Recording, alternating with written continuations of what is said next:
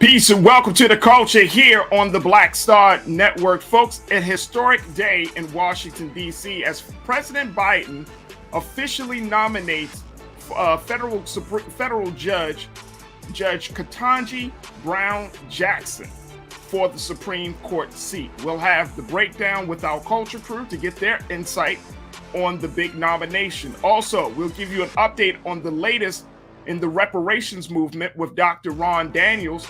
And can you believe it's been 10 years since the killing of Trayvon Martin? We'll be joined later by Professor Melina Abdullah of the Black Lives Matter Los Angeles chapter to talk to us about what has happened over the past 10 years and what can we expect next.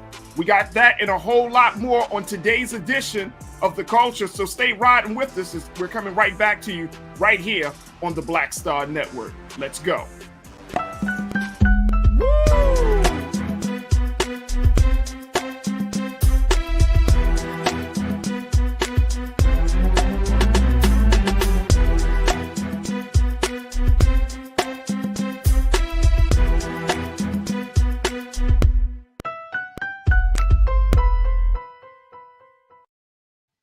Folks, welcome to the show. I'm your host, Farajii Muhammad. Today, this is a historic day in Washington, D.C., as President Joe Biden has officially announced and nominated his choice for the Supreme Court. He has tapped federal Judge Ketanji Brown Jackson to serve the seat that is being vacated by current Justice Stephen Breyer.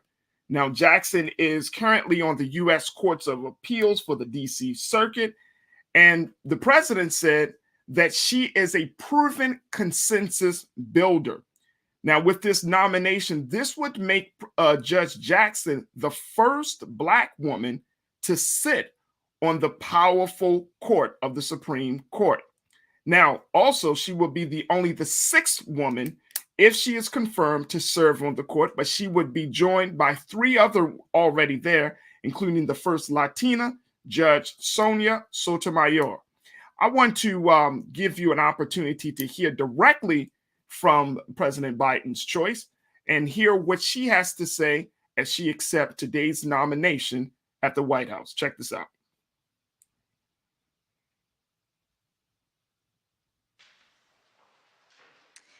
Thank you very much, Mr. President. I am truly humbled by the extraordinary honor of this nomination, and I am especially grateful for the care that you have taken in discharging your constitutional duty in service of our democracy with all that is going on in the world today.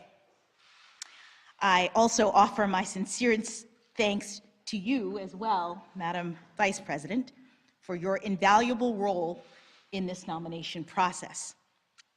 I must begin these very brief remarks by thanking God for delivering me to this point in my professional journey.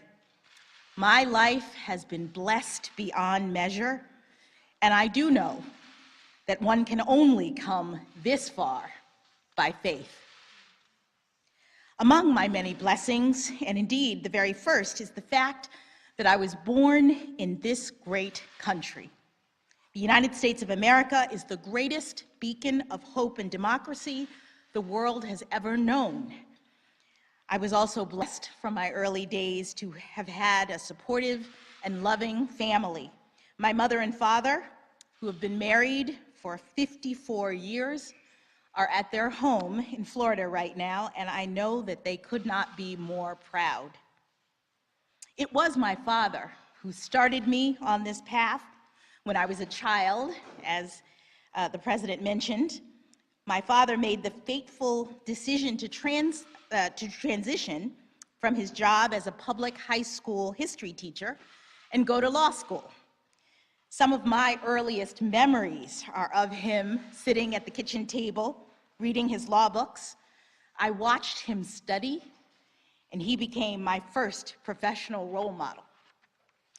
My mother, who was also a public high school teacher, provided invaluable support in those early days, working full-time to enable my father's career transition while also guiding and inspiring 4-year-old me. My only sibling, my brother Ketaj, came along half a decade later, and I'm so proud of all that he's accomplished. After graduating from Howard University, he became a police officer and a detective on some of the toughest streets in the inner city of Baltimore. After that, he enlisted in the Army, serving 2 tours of duty in the Middle East. I believe that he was following the example set by my uncles who are in law enforcement.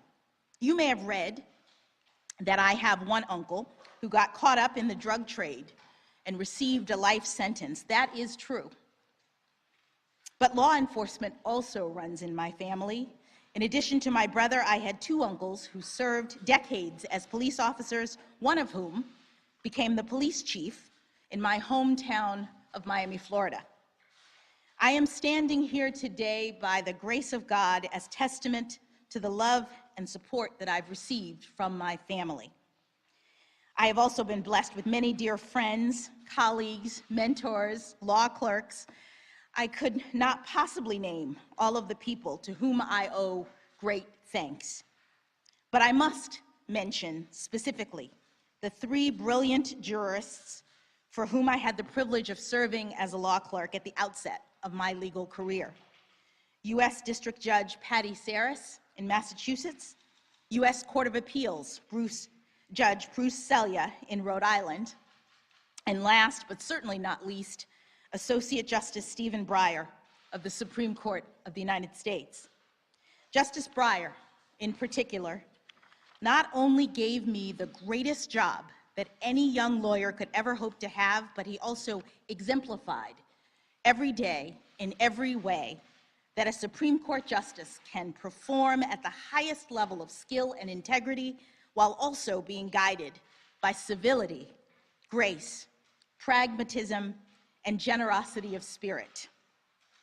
Justice Breyer, the members of the Senate will decide if I fill your seat, but please know that I could never fill your shoes. To my dear family, those who are here with me now and those who are watching from home, I am forever indebted to you for your love and support. To my beloved husband, Patrick, thank you for being my rock today and every day for these past 26 years. I love you. To my daughters, Talia and Layla, you are the light of my life. Please know that whatever title I may hold or whatever job I may have, I will still be your mom. That will never change. There are so many other people I would love to be able to address and to thank, but time is short, so let me end by sharing an interesting coincidence that has actually meant a great deal to me over the years. As it happens, I share a birthday with the first Black woman ever to be appointed as a federal judge, the Honorable Constance Baker Motley. We were born exactly 49 years to the day apart. Today, I proudly stand on Judge Motley's shoulders, sharing not only her birthday, but also her steadfast and courageous commitment to equal justice under law. Judge Motley's life and career has been a true inspiration to me as I have pursued this professional path. And if I'm fortunate enough to be confirmed as the next Associate Justice of the Supreme Court of the United States, I can only hope that my life and career, my love of this country and the Constitution, and my commitment to upholding the rule of law and the sacred principles upon which this great nation was founded will inspire future generations of Americans. Thank you again, Mr. President, for this extraordinary honor.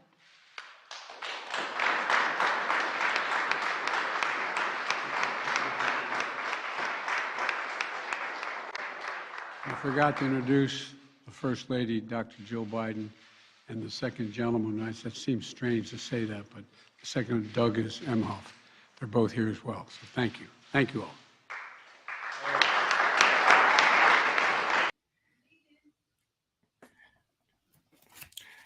Folks, you just heard the remarks from the nominee for the Supreme Court, Judge Ketanji Brown Jackson, President Joe Biden's choice for the highest court in the country.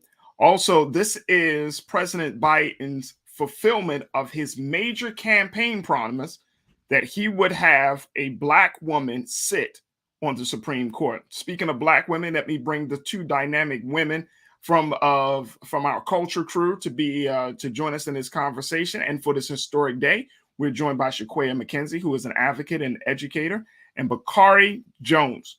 Bakari is an activist, and she works within the LGBTQIA community. And we're so happy to have them joining us again. Bakari, Shaquaya, thank you so much for joining us, ladies. Peace, Farajii. Thank you for having us. Absolutely. All right. Big moment in Washington today. Judge Ketanji Brown Jackson. Very, very, this is a huge moment for President Biden. This is a huge moment, I think, for, just for the community and for the country. And the likelihood, I think, of her being confirmed is pretty high. But ladies, what are your thoughts about this nomination and this announcement? Shaquaya, please take it away for us. Okay. As I'm sitting here, I'm trying to, because I watched her nomination speech earlier, and then I had butterflies, and in the sense of the relief of being able to see a Black woman so rightly positioned to sit in the highest court of this country. I would say excitement, but I think it's relief more than anything, because it is representation that is not only well-deserved and needed, but her story, her background, her experience is tremendous. And again, I agree with her, a testament to faith, a testament to hard work and diligence. Yeah. And as someone who is personally aspiring in the legal field and constantly looking at the instrumental change makers that have laid the path in our legal and judiciary system, this feels so good. And I'm extremely happy. I'm extremely motivated to ascend in my personal career based on not just this move, but other historical placements, or should I say appointments on a federal level in the past 8 to 10 years. And I think that I agree with you. Her appointment should be, or the judiciary process that takes place in the Congress should happen quickly. Hopefully, Amy Coney Barrett's process serves as an example, and things are not dredged. But I'm extremely excited for what's to come in terms of people, since the announcement was made today. I really do hope that people go and learn more about her background and learn more about, if you care to get that deep, read some of her opinions and her rulings from the past. I know you're going to speak to her experience, but the fact that she was a public defender, huge. Huge. The opportunity to have that, have her insight in the highest court is a privilege. And I think everyone should be celebrating, regardless of your political position or demographic background. This is an amazing moment for America in light of a lot that's not so amazing. Absolutely. I would have to, Shaquaya, I would totally agree. And I think just that point that you just made, I mean, just by her being in the serving as a public defender, that is a unique experience that we often don't see for Supreme Court justices. And I think Bakari, when you look at that experience, she's also has worked with numerous cases, and she has issued several high-profile rulings. In 2019, for example, she ruled against the Trump administration attempt to shield the former White House counsel Don McGahn from testifying before Congress, writing that the presidents are not kings. So she comes to this comes to this nomination bringing a certain level of insight, not just about the Constitution, but something that I think that we often kind of overlook is providing understanding and context so that the American people can understand the laws of the land in which they are a part of. Talk to me about that. Absolutely. I think you and Shaquille both just, summarized so much of why this is a historic moment. And I think, Farajii, to your last point, I think, I guess it boils down to her ideology, which I understand is considered pragmatic, right? But she brings this very holistic and intersectional approach to her work. And so I think for folks that look like us, that are on this channel today, I think, for us, it represents, to Shaquille's point, a level of relief that we know that we have someone that is thinking about all of the different nuances in the cases that she'll be deciding. So historic, and exciting. And again, to Shaquille's point, like just a relief after all of the violence and stressors, just injustices that we experience on a day-to-day basis. So yeah, this is a moment to celebrate. Yeah, and I mean, I think this is, when you look at a nomination like this, nominations, of course, we all know, sisters, that nominations can be very political. So some of the nominations may happen very quickly, while other nominations seems to drag on. Senate Majority Leader Chuck Schumer, who's a Democrat out of New York, said in this recent statement that Judge Jackson will receive a prompt hearing in the Senate Judiciary Committee in the coming weeks. Then after the Judiciary Committee finishes their work, I will ask the Senate to move immediately to confirm her to the Supreme Court. So the Democrats have kind of, surrounded her, given her the support, given her their nod, and said, we're going to make this happen very quickly. But Shaquille, do you think that, I mean, we are in a very deeply partisan time right now in this country? Do you foresee the Republicans putting up some roadblocks to this nomination? Well, they will try, in the sense of just asking extensive questions. Yeah. I don't think beyond extensive questioning, there is not much that they can do because of the votes that they have. Democrats have the 50 vote threshold. I'm assuming, I presume there aren't any, stalls or anyone outstanding to support her. I do believe because of the very obvious connection she has in terms of making progressive opinions and rulings against the Trump administration, that some of his most staunch supporters and advocates will advance notions of questioning her ability to rule fairly. But I don't believe that there will be much barrier that they can actually create because of the judicial process that happens in the space that the Democrats have to move this along quickly. So besides extensive questioning and attempts to probably smudge her character through media, there's not much that will be done. Yeah. And she's a young woman. I mean, she's 51 years old. When you get on the Supreme Court, that's a service for life. You know what I mean? So she has, God willing, will be blessed with many, many years to be in that seat.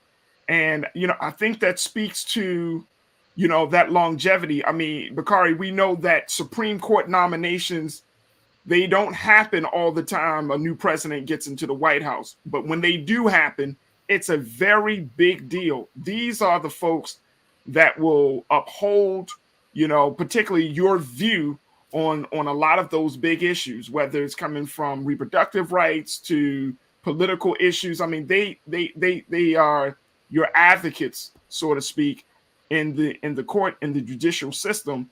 And so, this is a big nomination. And I think it's also, we need to speak to the fact that Justice Stephen Breyer, who is a professor, who is a law professor, constitutional law professor, for him to kind of cultivate and to build, kind of help her along the way, That's a big thing. That, and Shaquay, you said it before the show started. You know, her history is interesting, and this is a big, big deal to see her be in this place at this time, at this moment that this country is in. Bakari, what's your take?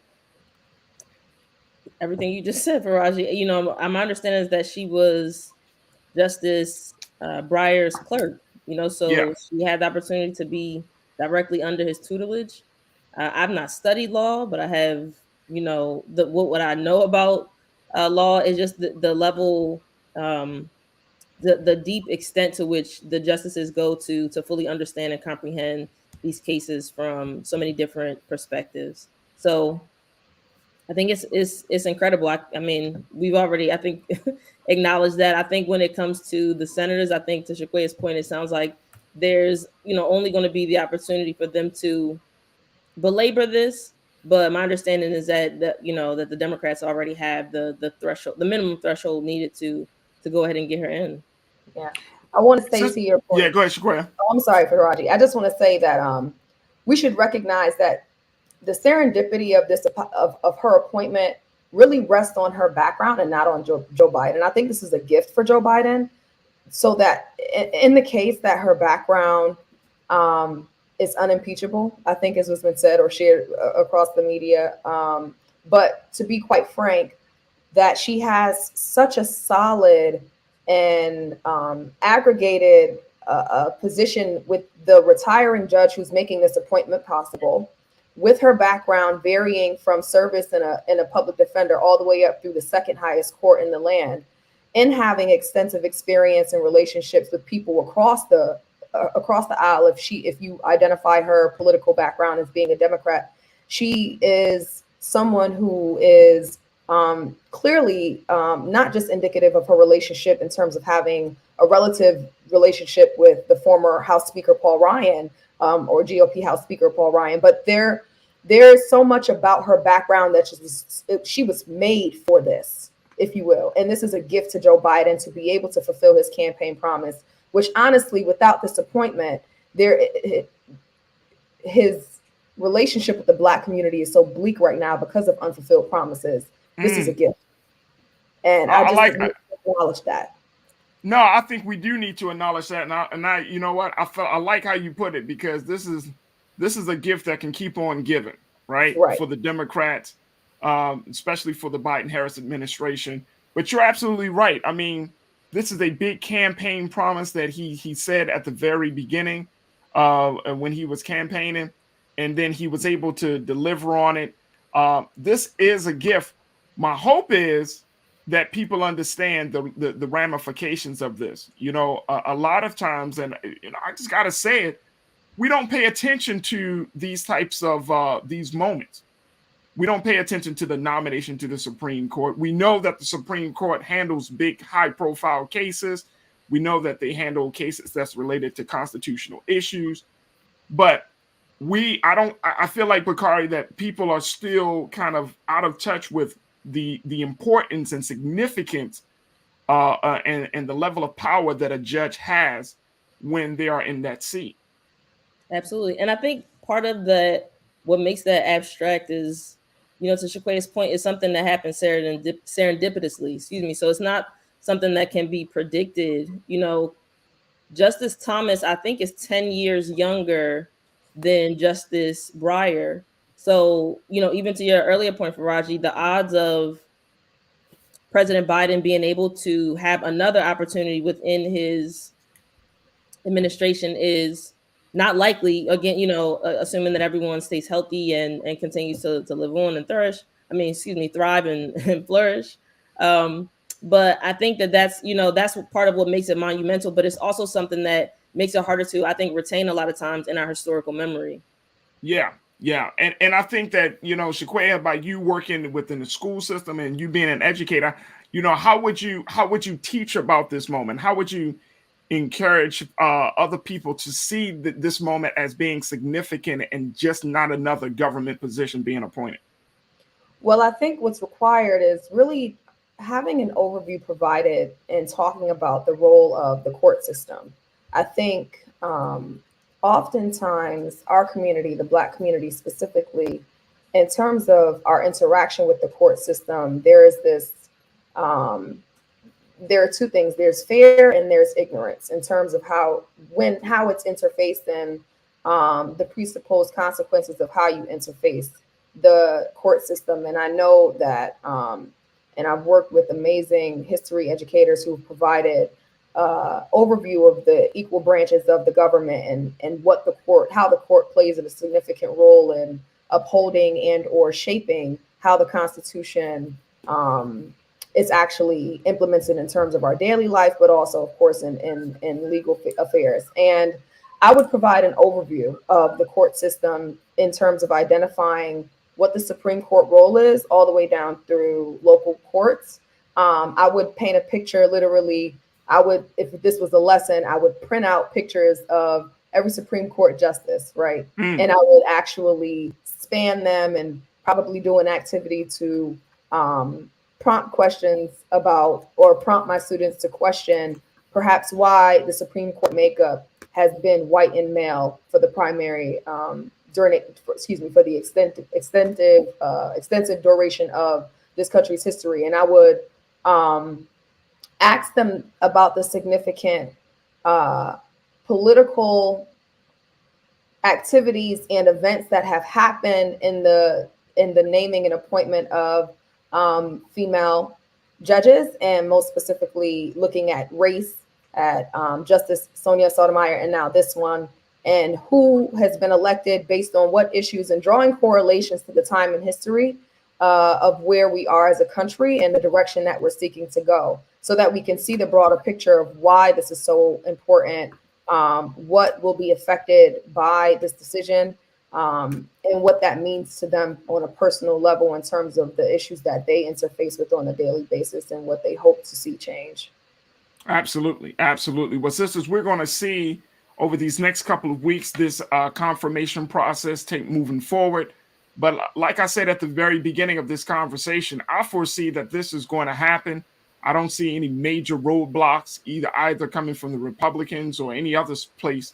So I think we're going to see history in the making in 2022 with having the first Black woman sitting on the Supreme Court of the United States of America. Very, very historic moment. And I think that this is going to possibly help the Democrats for this year's election in some way, give them a little boost that they need. But we will have to see. But I'm pretty certain that this is going to happen. So, all right, folks, look, we got to take a quick pause. When we come right back, let's talk about the Reparations Now movement, give you the latest developments on this whole conversation about reparations and how will it affect us, what it will look like. And we're going to be checking in with Dr. Ron Daniels, who serves as the convener of the National African American Reparations Commission. We'll have that conversation up next. So stay with us. Just getting started here on The Culture, right here on the Black Star Network. We'll be right back.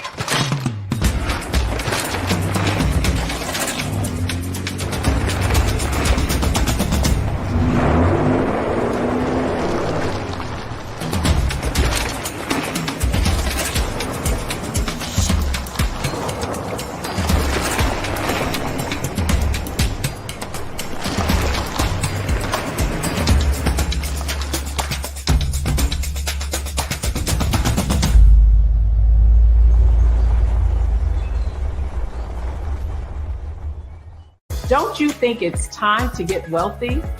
I'm Deborah Owens, America's Wealth Coach, and my new show on the Black Star Network focuses on the things your financial advisor or bank isn't telling you.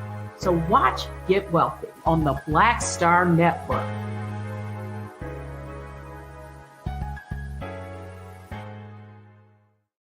Pull up a chair, take your seat. The Black Tape with me, Dr. Greg Carr, here on the Black Star Network. Every week, we'll take a deeper dive into the world we're living in. Join the conversation only on the Black Star Network.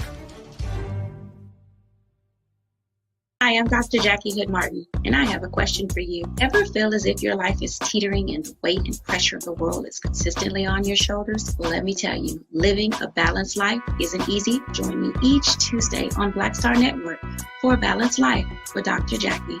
We'll laugh together, cry together, pull ourselves together, and cheer each other on. So join me for new shows each Tuesday on Black Star Network, A Balanced Life with Dr. Jackie.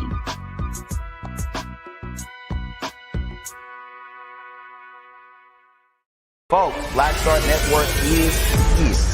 Hold no punches. I'm real revolutionary right now. Support this man, Black Media. He makes sure that our stories are told. Thank you for being the voice of Black America, Roland. Hey, Black, I love y'all. All momentum we have now, we have to keep this going. The video looks phenomenal. See, there's a difference between Black Star Network and Black-owned media and something like CNN. You can't be Black-owned media and be scared. It's time to be smart. Bring your eyeballs home. You dig?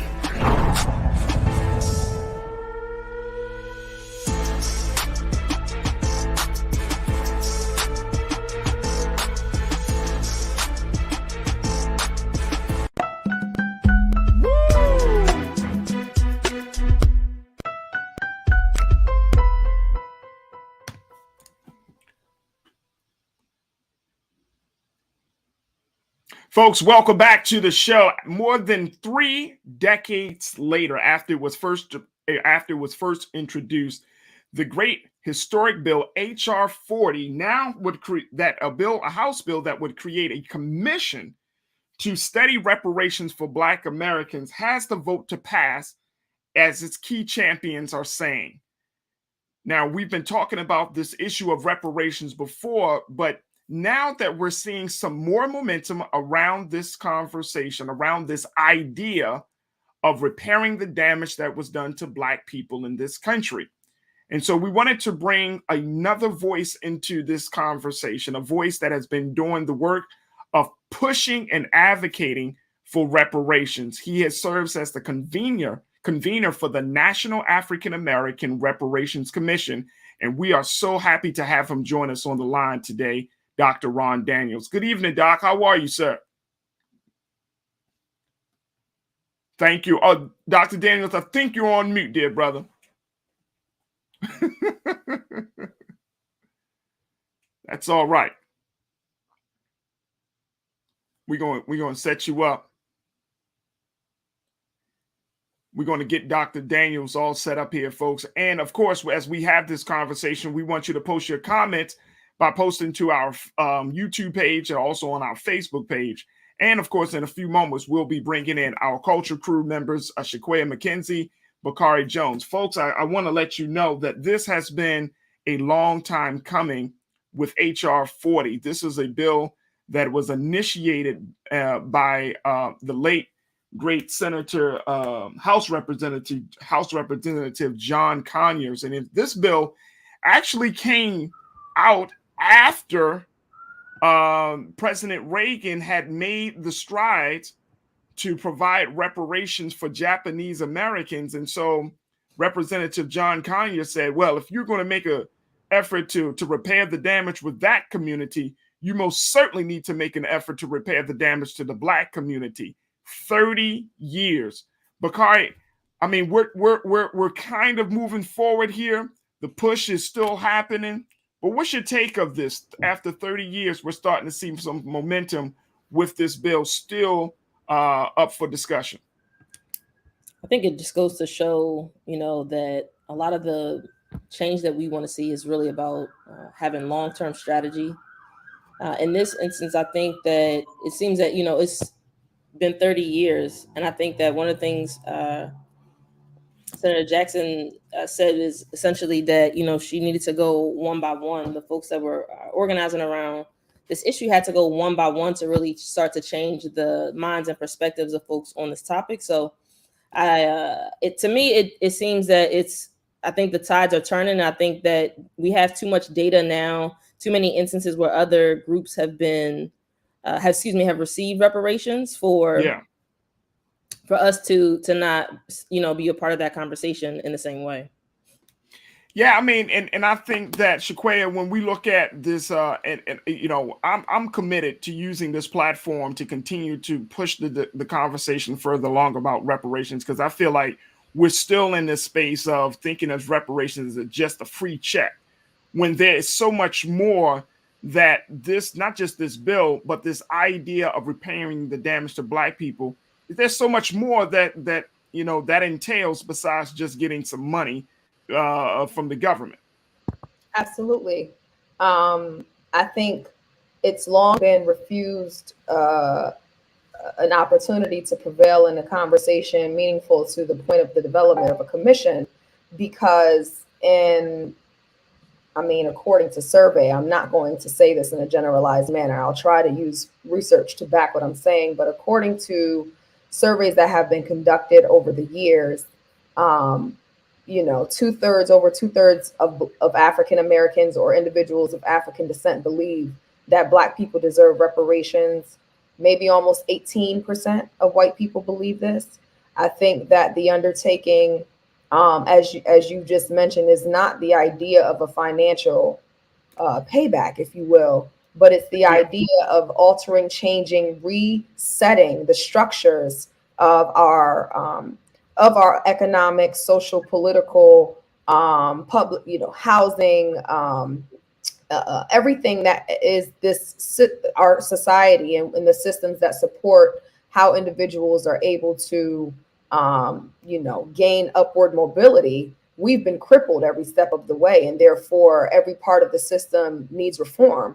And I want, and hoping that there is movement, and I just want to say ashe to our ancestor John Conyers and thanking him for taking this charge in light of Ronald Reagan approving reparations for Japanese Americans who endured internment camps. I think that, if we look at that, if we look at the reparations passed to 9/11 families, if we look at reparations passed even to victims of the Holocaust, right? Mm-hmm. Reparations in our country where it did not take place. The undertaking has to happen on an educational lens. And so there's going to be a dual, I'm saying both dual, D-U-A-L, and a dual, D-U-E-L, in a sense that there is an affront on the educational system right now in different local and state policies to eradicate the truth, this fight against critical race theory, right? But the history of what has happened, the ignorance to the history, I think, is the impetus of why only 18% of white Americans believe that reparations are deserved. They don't understand what has happened through the centuries process of slavery, Jim Crow, and past Jim Crow,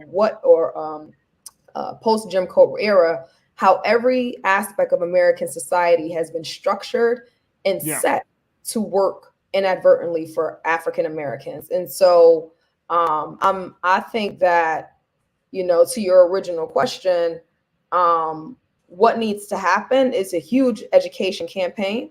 But I'm grateful that there are and have been advocates such as William Darity, such as, if you don't know who Professor William Darity is at Duke University, look him up, such as author and prolific writer Ta-Nehisi Coates, right? There have been champions who have been really leading the call in the past decade, more specifically, in just looking at the last 30 years, but in the past decade, to keep this fresh on the minds of Americans in that it is necessary, and that is rightfully deserved. Absolutely. I want to bring Dr. Ron Daniels in. Dr. Daniels, thank you so much for your time, brother. I know we had a little technical difficulties there, brother. Yeah, y'all straight. Can y'all hear me now? Yes, sir, we can. Thank you. Y'all string a Neanderthal out. I had to search back through and connect the right camera.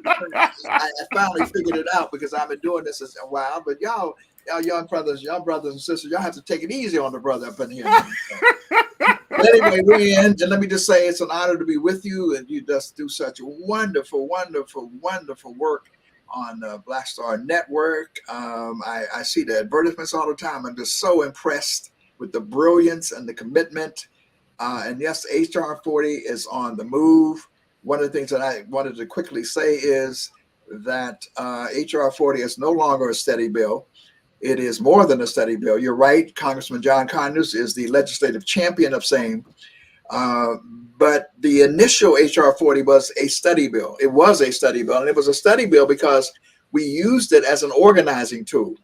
And of course, that was a result of some serious work by Black nationalists and Pan-Africanists, people like Mario Bedelli, Chokwe Lumumba, and many, many others.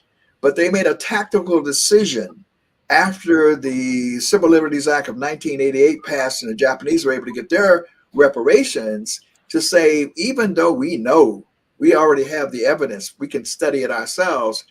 If people have questions about it, even in the African-American community, and certainly in the broader society, we will acquiesce to the idea of having a study bill as sort of the lowest common denominator. Can't we just study this? And of course, that was what it was used for, as an organizing tool. Congressman Conyers, of course, very adroitly and brilliantly used HR 40 to signify the 40 acres and a mule as a way of putting it out. He introduced it every year religiously.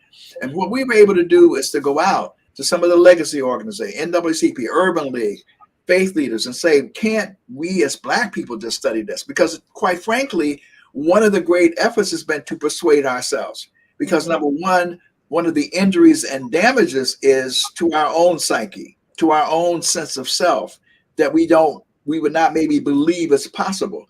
But on the other hand, people were saying, I believe in reparations, but are we going to get this in America? They ain't never going to do that. Plus, I got issues to deal with right now. Why are we dealing with this? So we had to get over that hump.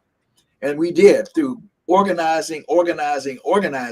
But by the time we got to about 2015, particularly with the leadership of NCOBRA, our legacy organization, acting within the context of the National African American Reparations Commission, we went to Congressman John Conyers and said, studying, there's enough studies.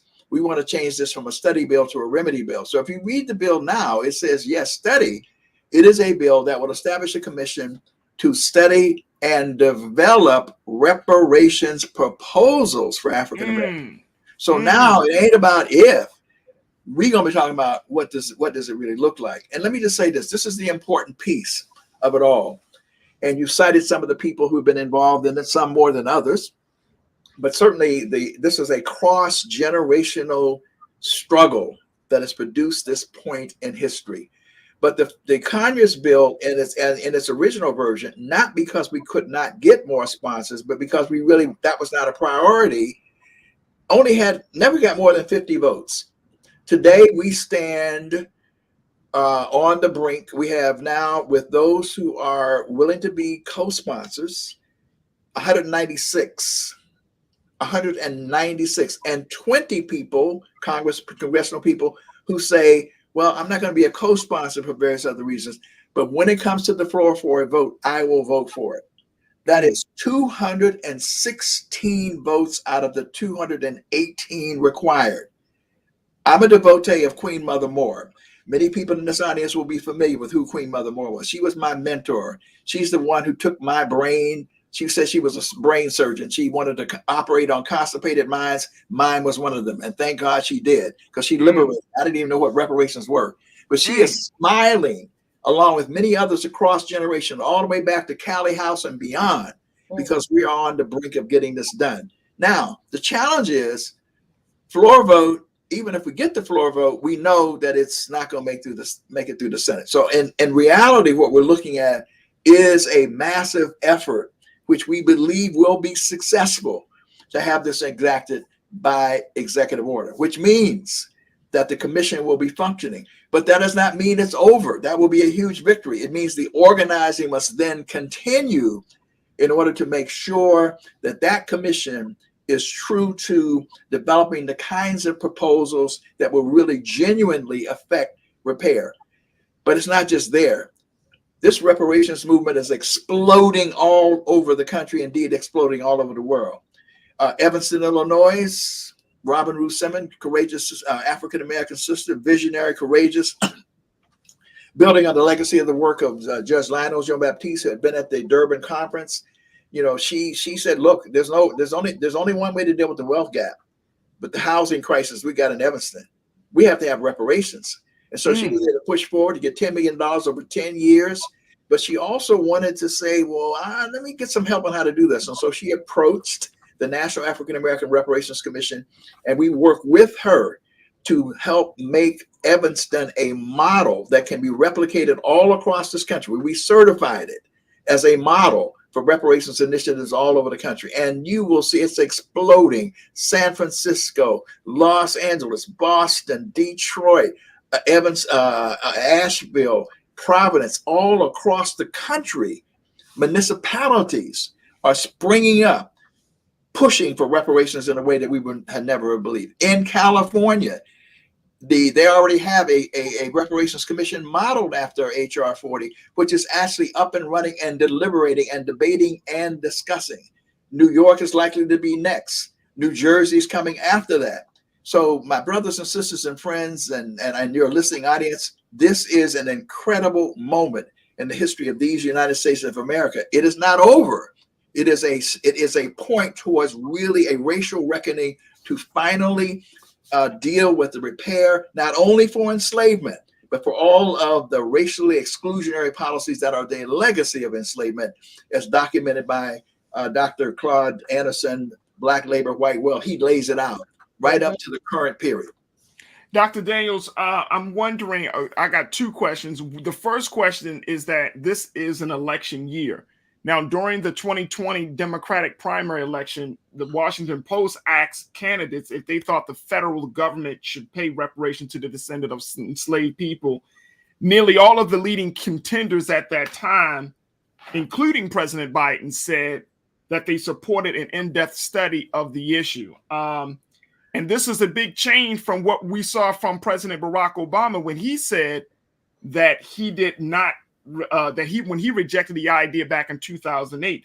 And the reason he did, he said that he understands that it's justified, but the politics of white resistance and resentment made the issue a non-starter during his presidency.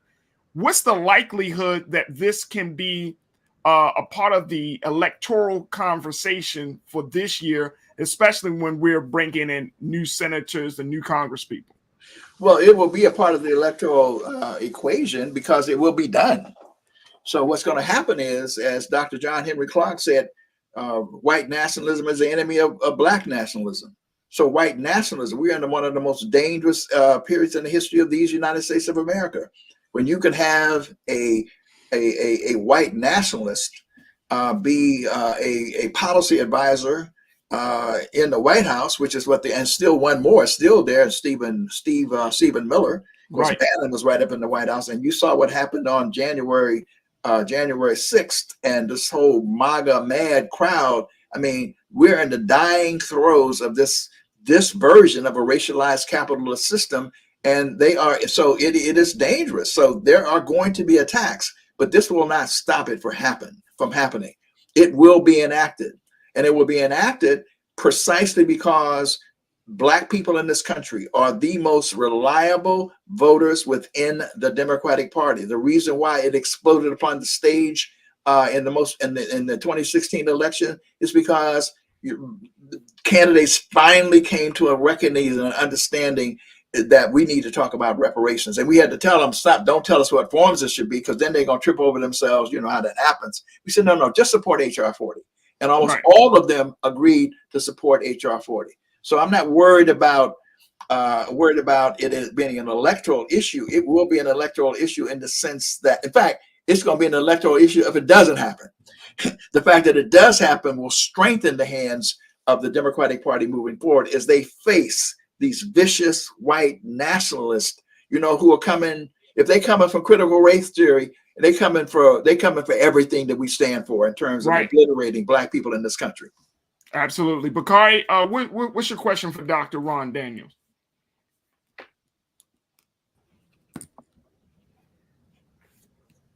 Bakari, can you hear us? Sorry about that. Yes, I can hear you. Can you hear me? Yep, go ahead. Dr. Daniels, first, I just want to say thank you for the way that you just laid that out for us brilliantly. Yeah, I think I am just curious in general about more of the work that was done in terms of changing the minds of our folks as it relates to attitudes around reparations. Well, I think there are several things.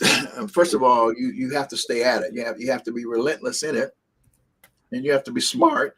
That's why HR 40 was a wise organizing tool. But there were various things that just began to have people believe.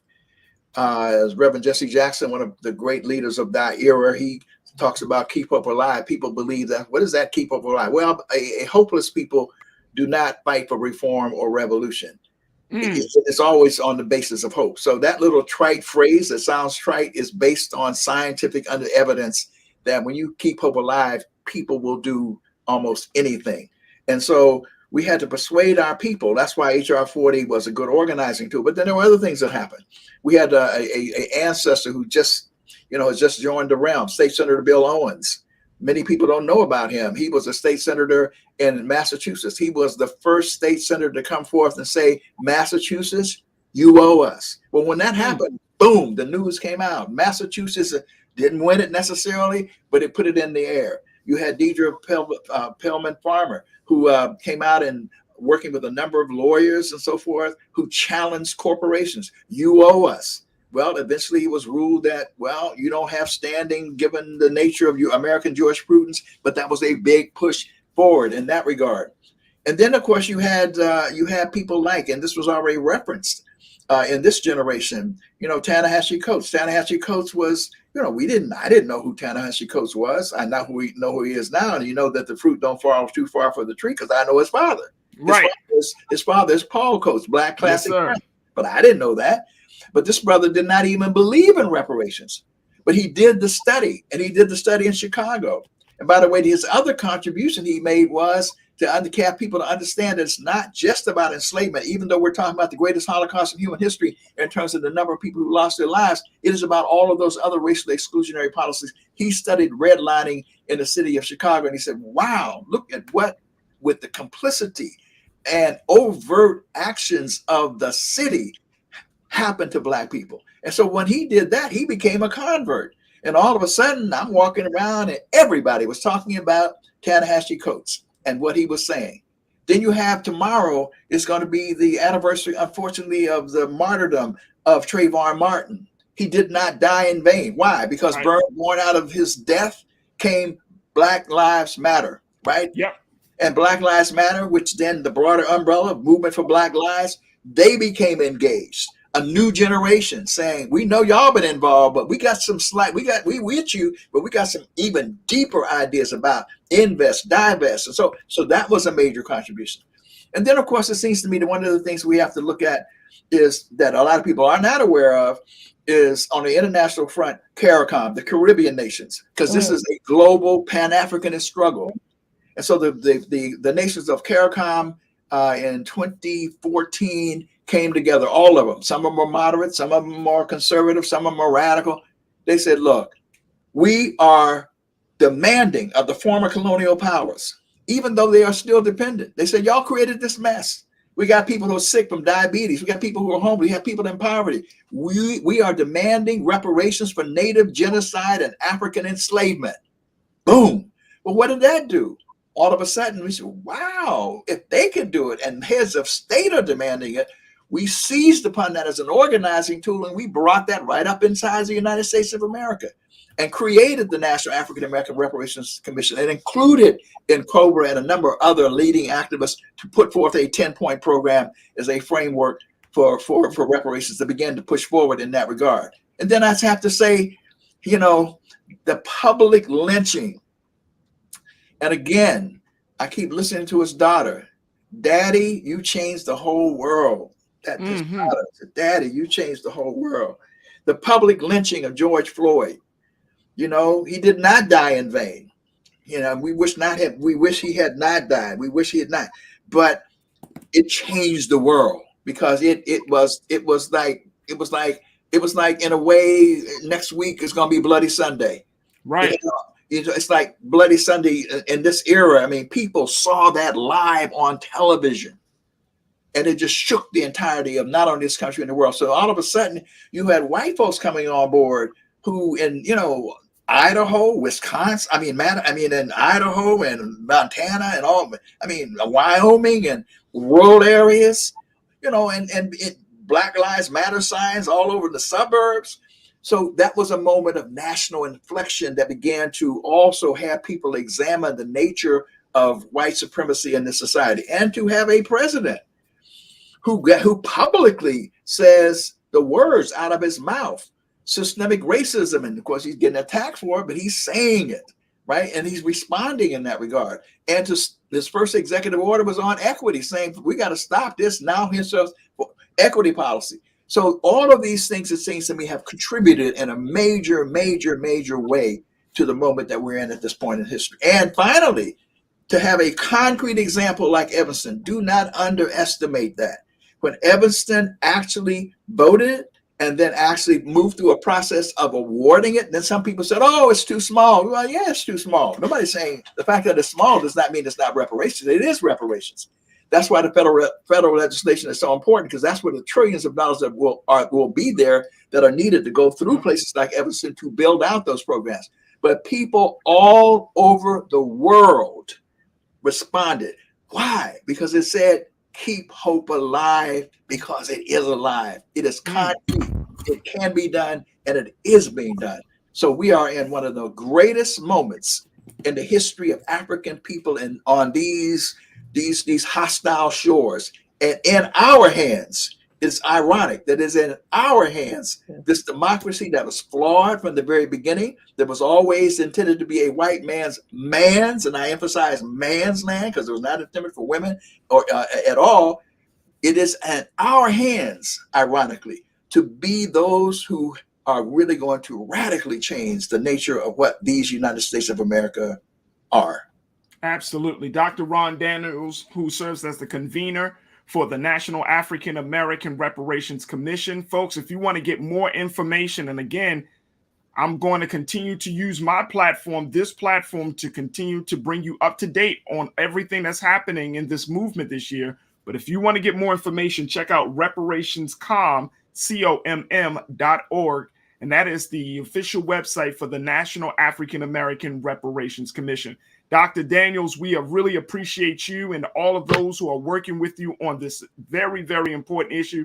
And again, we're going to bring you back and others folks back, because I know without a shadow of doubt, we need to keep the conversation going. So Dr. Daniels, thank you so much for your time today, sir. Thank you. Really appreciate it. Thanks for inviting. Absolutely.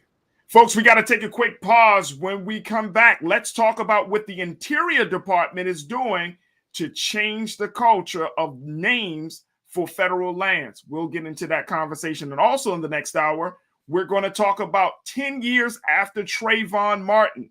Can you believe it? It was in 2012 when that young brother was shot and killed right in his own neighborhood, and how his murder started a movement. We'll be checking in with Professor Melina Abdullah to give us some insight about the past 10 years and what to expect next. So stay with us. A lot to get to in the next hour right here on The Culture, here on the Black Star Network. We'll be right back.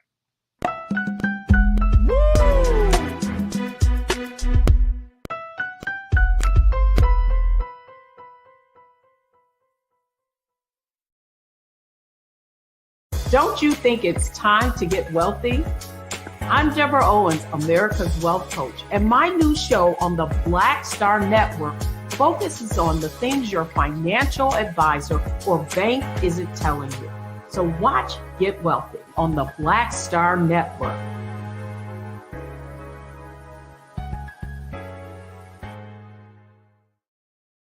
Hi, Hi, I'm Dr. Jackie Hood Martin, and I have a question for you. Ever feel as if your life is teetering and the weight and pressure of the world is consistently on your shoulders? Well, let me tell you, living a balanced life isn't easy. Join me each Tuesday on Black Star Network for a Balanced Life with Dr. Jackie. We'll laugh together, cry together, pull ourselves together, and cheer each other on. So join me for new shows each Tuesday on Black Star Network, A Balanced Life with Dr. Jackie.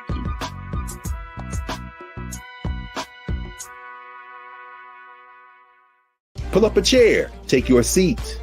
The Black Tape with me, Dr. Greg Carr, here on the Black Star Network. Every week, we'll take a deeper dive into the world we're living in. Join the conversation only on the Black Star Network.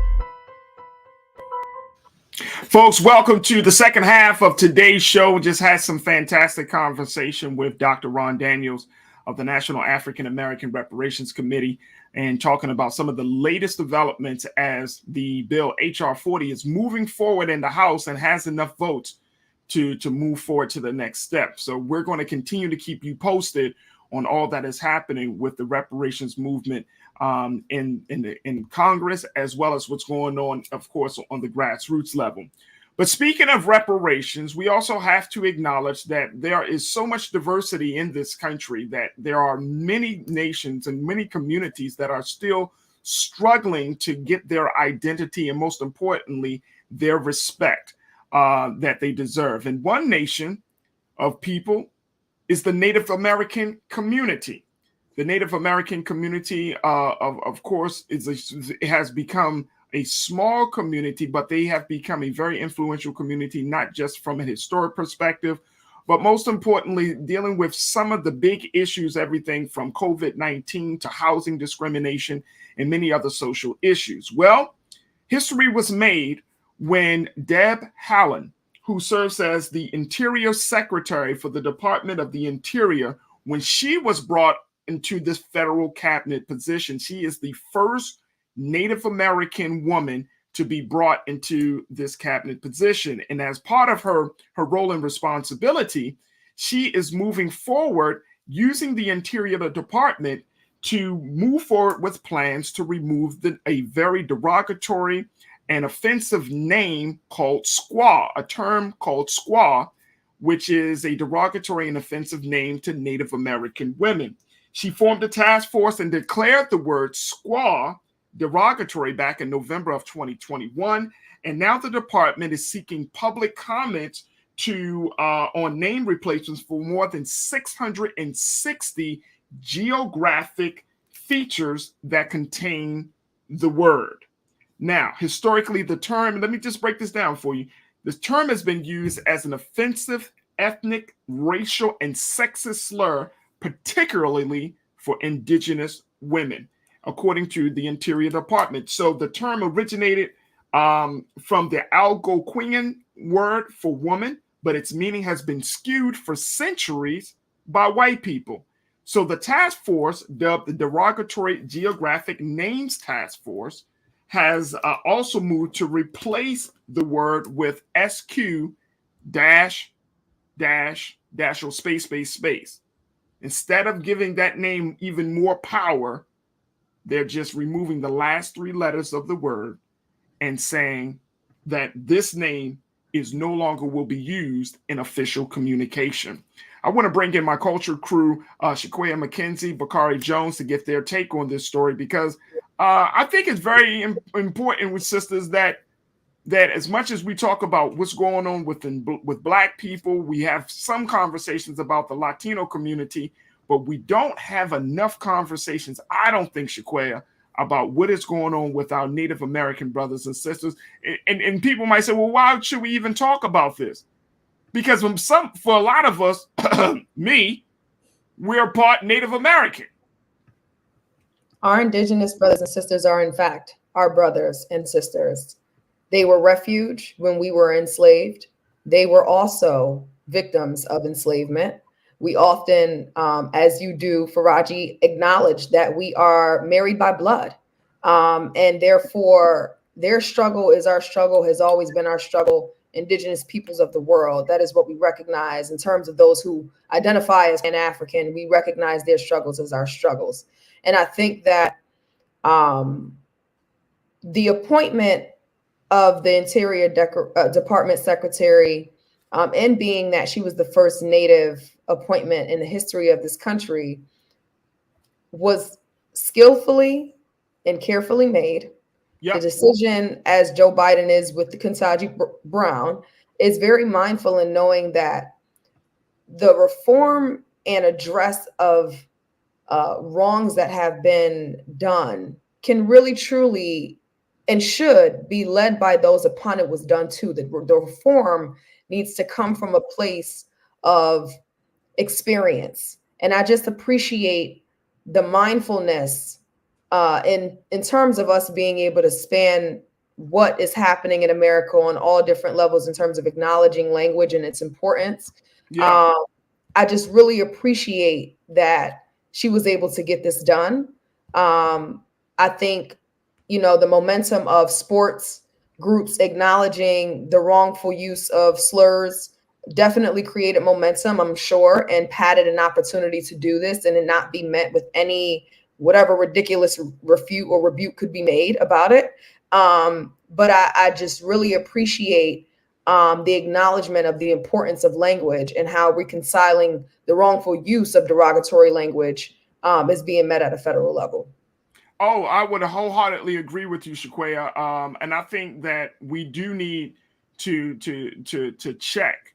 And I want to pull up the picture of Interior Secretary Deb Haaland, because I think it's important that we understand the power of language. This is what she said: "Words matter, particularly in our work to make our nation's public lands and waters accessible and welcoming to people of all backgrounds.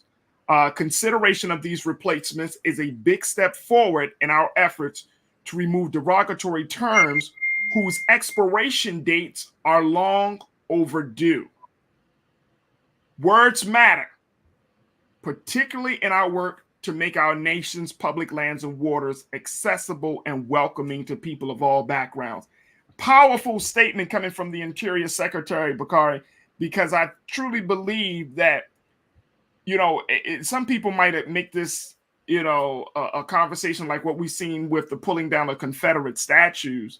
It could possibly be in that same category, but what I see happening with this is that you have a Native American woman who is saying enough is enough and using the power of her bully pulpit to make those changes.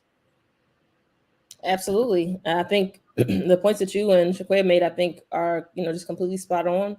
It's monumental, the role that she's in. And for me personally, I think we all understand the importance and the potential impact that language has. I think it's also something incredible about the fact that the way that it's being removed from some of these locations and the places where the term is used is that because the three remaining characters in that term are going to be removed, I think it also creates space for more conversations to be had. Well, why did, because of that word just being completely removed, right? Like we lose some of the history behind it if it's just completely removed. But I think the way that it's being essentially corrected and partially, stricken from the record, if you will, just from a letter standpoint, I think is also really powerful.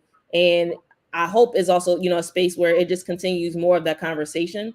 And I think that, her being Native American, I think it just, for us, it kind of is in the same line again with, soon to be Justice Brown, that, we see the beginning of some of the reconciliation that needs to happen in our country. So again, this is, I think we're the positivity for today's episode, I think is high, and is a place where, it feels like, yes, we're making strides in the correct direction. And like Dr. Daniel said, just, actually keeping hope alive.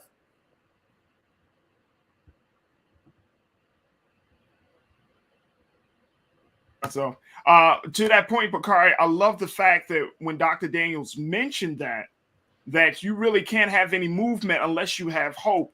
We're so in need of hope right now in this country.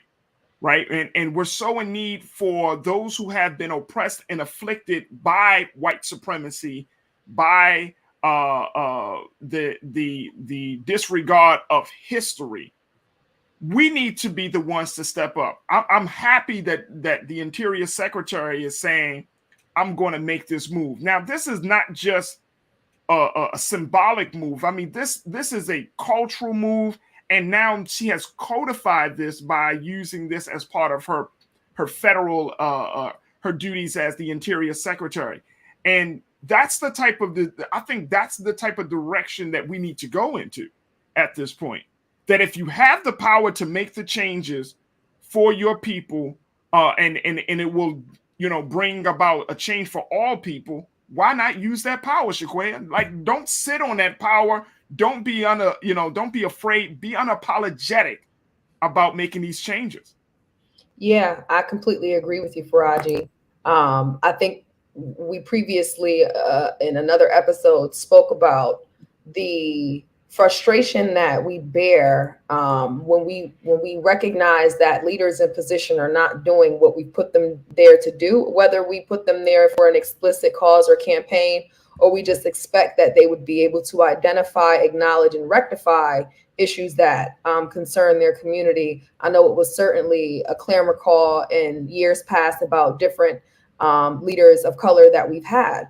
And right. I think that we are, to Bakari's point, seeing some progressive movement with people doing the work.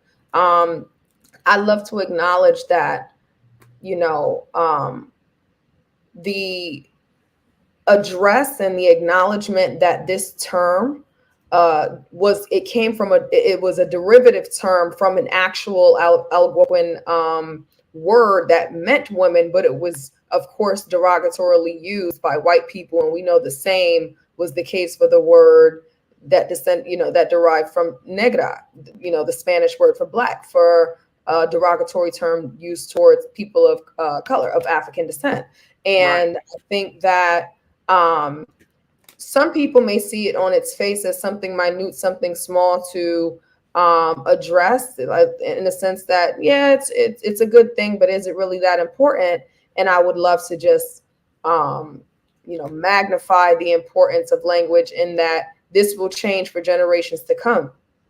People will acknowledge that this is not a word that can be, we can use to entitle and or address Native peoples. And knowing the assignment and handling it is absolutely something that's going to be a part of Interior Secretary Deb Haaland's record.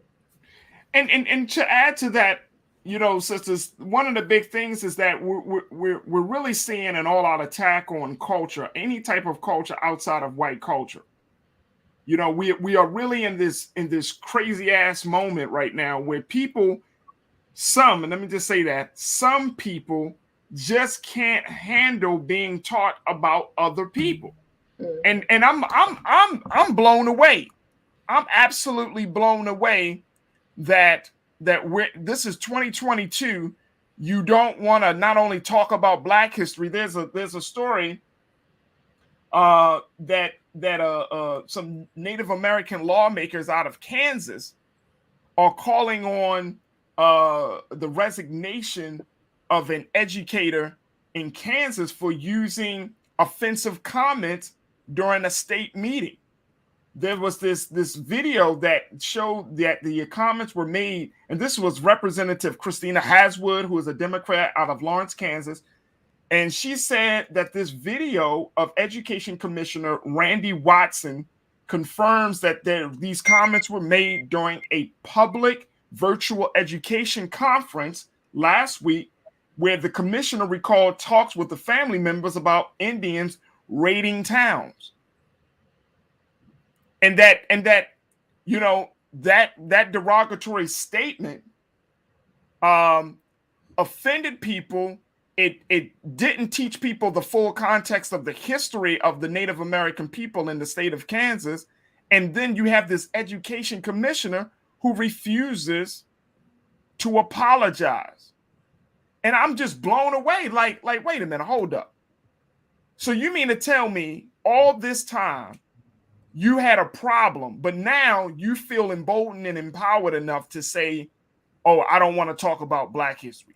I don't want to recognize Native American people as being a nation unto themselves. I don't want to talk about anything outside of me. And I just can't believe it that we're in that time, Bakari, that people are fighting tooth and nail to be offensive.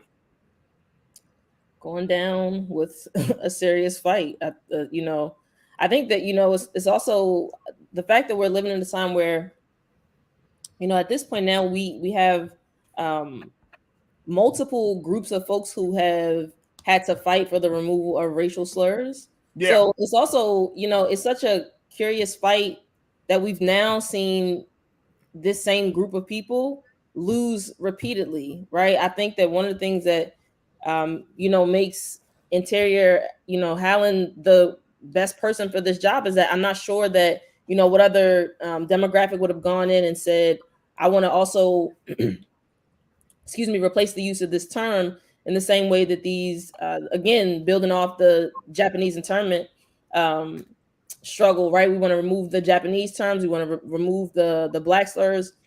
So this same group of people has lost this fight. So to me, it's just especially interesting to see this. Like, do you also believe that you're going to win? But again, going down with the fight, and I think that there's not going to be a whole lot of opposition. So, and see, there should be opposition. I think, and Shaquaya, I really think that we should get into a space, and I know some Black folks are about to just get mad at me, but I don't care. I think we need to be in a space where, look, if you have been affected by the evils of white supremacy in this country, Black folks need to come together, sit at the table with Native Americans. Those two group of people need to come and sit at the table with Latinos. Those group of people need to sit down with those who are immigrating from all different, other parts of the world. Like, there has to be an effort. There has to be an intention there to make sure that we are not just in this fight to keep our culture alive on our own. There has to be an intention there that we are in this fight to make sure that not only are we fighting for ourselves, but we're fighting for other people who have been stained and victimized by the attitude of white supremacy. And people push back on that, like you can't be Black and still think about and care about other people. Well, yeah, there can be silos created in the argumentation about racial representation and advocacy.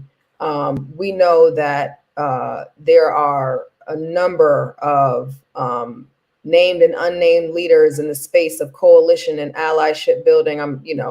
Immediate in the forefront of my mind is Fred Hampton, who was so instrumental to coalition building across racial and demographic and economic lines. Yeah. And clearly it's the impetus of his assassination because he wasn't only able to connect with other communities of color, he was able to paint the picture very clearly to disenfranchise white people about how the very system that upholds white supremacy also disenfranchises them. And so I think I'm going to connect to two of your points, the one you just made in terms of thinking about coalition building. You know, one of the more, I think, underrated and it may not be discussed as often as dissension and division is about this country, but you know, what's so beautiful about the millennial and Gen Z generations is that they truly are multiracially connected in the sense that there's not a sense of color blindness. There's a sense of acceptance. There's this, you know, because of the pervasive nature of Black culture and Hispanic culture on mainstream pop culture, there's no way that, you know, in years, like in decades past, when we really lived in silos of communities and our culture and our arts and and everything in terms of the performative aspects of how we engage with society has really been siloed according to racial and demographic lines. We're so mixed in now that the expectation is that we can work together. As Dr. Daniel said in his segment, we unfortunately, due to the tragedies that have bared this new generation of the civil rights movement, we white people now see more than they have ever before, the need to unify and to become allies and to do the intentional work of identifying and dismantling white supremacy culture, not only in the professional workplace, but in their communities. And to get back to your previous point, how still, though, are some people, and this is not limited to white people, there are people across all racial lines that hold ignorant attitudes and would like to suppress historical and factual truths about what this nation has, how this nation has, you know, intentionally, in terms of the government, has intentionally oppressed groups of people. You know, the legacy of Trump's role as president and of Trumpian culture is that people who had for long, in terms of the respectability politics that was really ushered in as a result of Lyndon B. Johnson's and John F. Kennedy's presidency, in terms of really trying to address civil rights issue, the respectability politics that went through on a hush manner through the Reagan administration, through, even though we've seen it in policies, right? This idea of not saying what they think aloud was completely demolished with President Trump's appointment, right? He said what he thought. He brought his bravado to the bully pulpit in terms of rallying other individuals of like-minded, because it's not like economics, right? He was talking to this rich white man who often, you know, we see him as rich, but really have been bankrupt several times, but had the ability to connect to, as he said in a People magazine article or interview years before running, you know, he can connect with the Republican people because they believe anything on Fox News. He knew how to utilize propaganda. He knew how to utilize his bravado, how to position himself in an authoritarian figure that those people rally around, and how to get them to feel empowered. And so that is the legacy of his administration. Is it unbelievable? Yeah, because for years we thought, especially with President Obama's appointment, that, you know, we were turning a corner with our white counterparts being able to see the unjust facts about our history and where we are and why we are so disenfranchised. But, you know, truth always rings the bell last. So I'm very grateful for people showing their face and showing their hand. I think that this is the perfect time to do it because, as Dr. Daniel said, you know, the time is now. It is happening. Change is happening. It may have happened slow and may continue to happen at a slower pace than many of us would like to see, but it is what it is. Yeah, I mean, I would wholeheartedly agree with you there, Shaquay. I know that change is happening, and I know some people are pushing for, you know, they're pushing against it. They're really resisting it. But at this point, it's like, I think it's a futile attempt because, you know, there's so much diversity in this country that you can't put people in boxes anymore. And that scares a lot of people.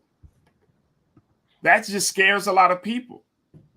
Whether it's you can't put in people in boxes on, race, based on their race, or ethnicity, based on their sexual orientation, based upon their political views. Like, you can't put people in a box anymore.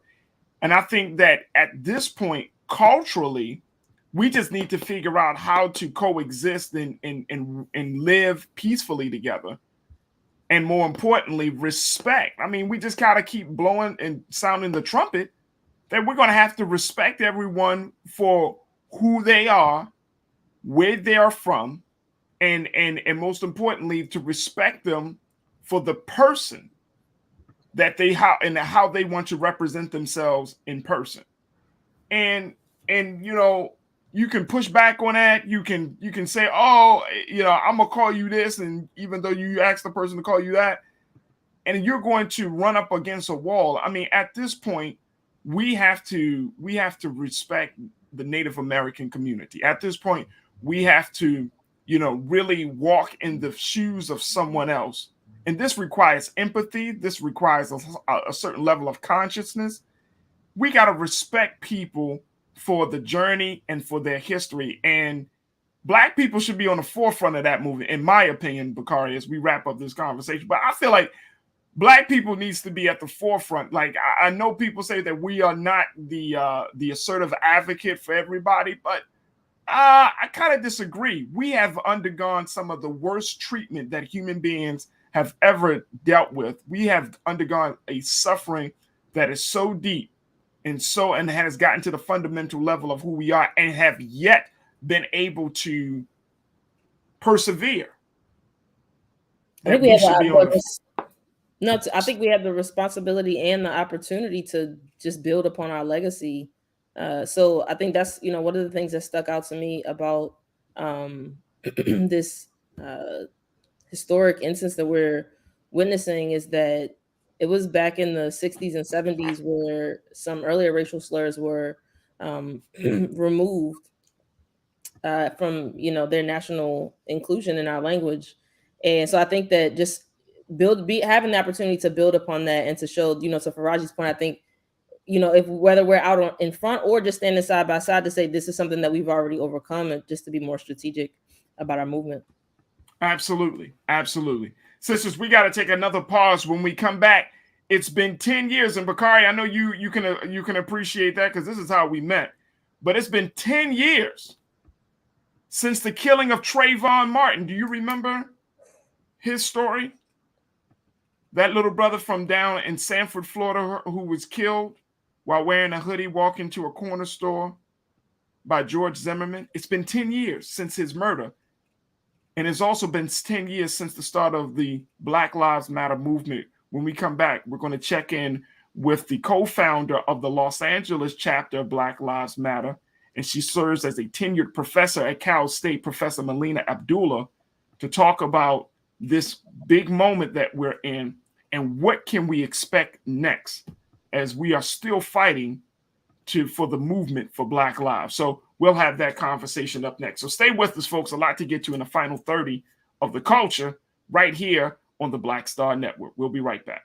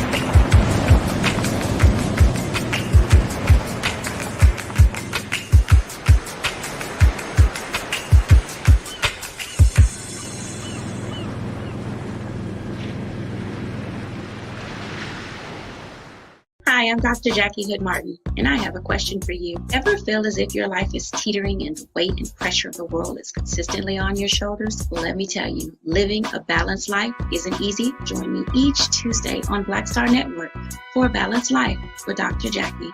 We'll laugh together, cry together, pull ourselves together, and cheer each other on. So join me for new shows each Tuesday on Black Star Network, A Balanced Life with Dr. Jackie.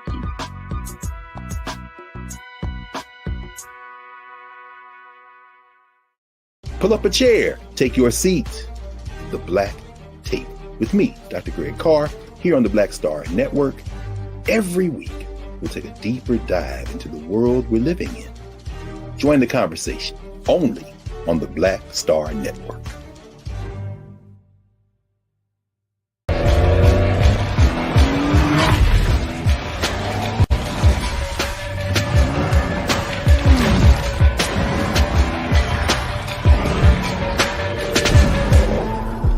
Folks, Black Star Network is here.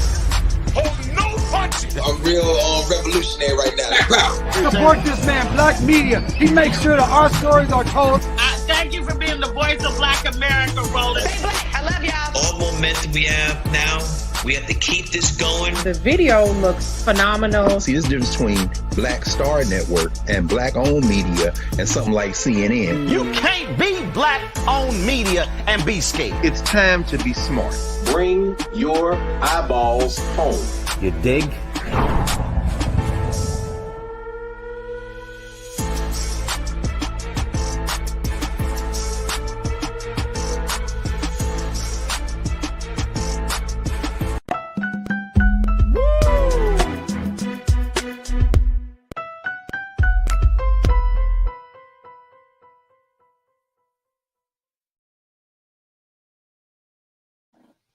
Welcome back to the show. 10 years ago, a young Black boy by the name of Trayvon Martin down in Sanford, Florida, went out to walk to the store, and he never returned home. 10 years ago, this Black boy, a teenager,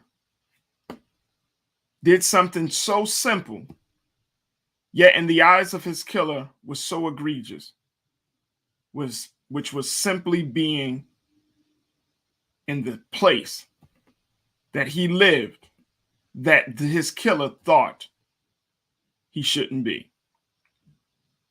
10 years ago, as a result of the killing of Trayvon Martin by the vigilante George Zimmerman, a movement was ignited. And so tomorrow will officially mark the 10-year acknowledgement of the killing of Trayvon Martin. There are going to be a number of events happening around the country. But most importantly, we wanted to make sure that you understood how important, how significant it is for us to take this moment, to take this, all that we have done, and to start the process of pausing and reflecting and just essentially just thinking over where we are, where we've come from, and how far we need to go when we're talking about this movement to protect Black lives.